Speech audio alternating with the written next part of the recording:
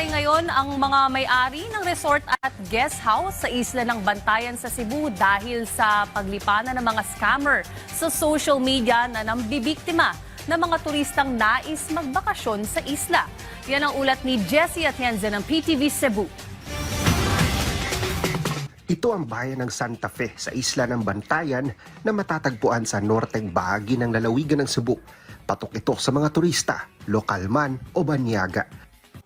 Dahil sa maputi at pinong buhangin na makikita dito, isa rin ito sa dinarayo ng mga bakasyonista, lalo na ngayong papalapit na Holy Week.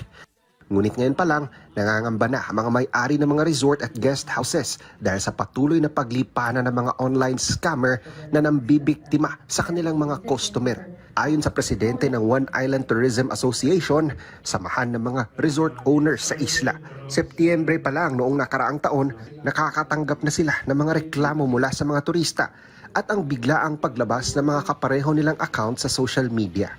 Naibulong na lang daghan na kayong pages nga sa Facebook pages nga gawas nga pareha or even better sa akong page. Ipangbutangan nila additional features nga wala gani sa akong resort.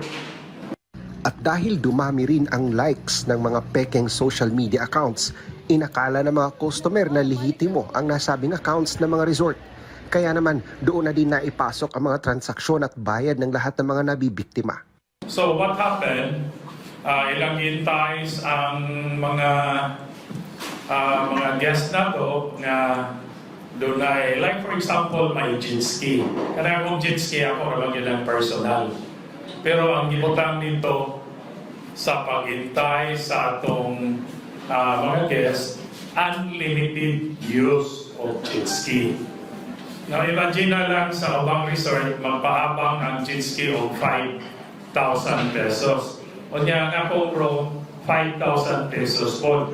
Mura na sila o, may ties yun nga to kay imagine using that. Plus, tagaan nila discount pa yun. Plus, free something. Daghan kayo sila ipang offer nga line-line, okay, in different pages you consider line-line ang ilang i-offer. Nakipag-ugnayan na sa mga otoridad ang mga negosyante sa isla. Nagsasagawa na rin ng investigasyon ang National Bureau of Investigation, pati na ang Anti-Cybercrime Unit ng Philippine National Police. Yes, it's a kind of identity theft because the website, they're creating another website when in fact they are not allowed to, and they are not the real owner of the resort. And that's actually, it's been going on now for a long time, and rest assured we are working on it. And in fact, we had previous years we have operations against scammers. Nananawagan naman ang mga resort owners sa mga nais mag-book at bumisita sa isla ng Bantayan na suriin ng mabuti ang social media account at makipag-ugnayan sa Tourism Office ng Lalawigan upang matiyak kung lehitimo ba ang social media page ng kanilang katransaksyon. Mula sa PTV Cebu, Jessie Atienza para sa Pambansang TV sa Bagong Pilipinas.